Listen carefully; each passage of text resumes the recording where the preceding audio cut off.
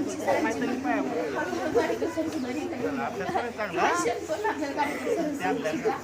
नियमित घालवायचा आहे. आपण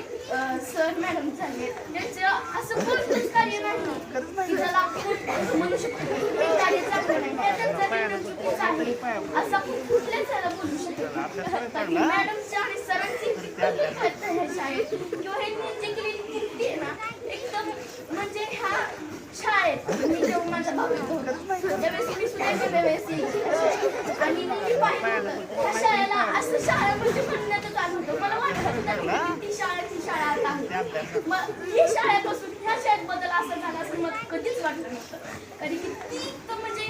पाहताना तिथं सगळीकडे गवत असायचं तिथं सगळीकडे गवत असायचं पण ह्या शाळेला एकदम छान अशी सुंदर असं मंदिर तयार केलं सर मॅडम आणि गाडीकर सरांना सुद्धा तेवढाच वाटा दोघांचंही तेवढं तिघांनी हे अक्षरशः एकदम छान केलं विद्यार्थ्यांना छान घडवलं मी पाहिला आता शाळेमध्ये येताना वडाचवाडीची वस्तीचे येतात सर्व विद्यार्थी येतात आता बेडगे वस्ती वाडीचवाडी बेडगे वस्तीचे आहेत बऱ्यापैकी पण भोकरदरवाडी आपण पाहिलं तर बऱ्याचशा विद्यार्थ्यांना अजून इंग्लिश वाचायचं 9वी-10वीला जरी गेलेले आहे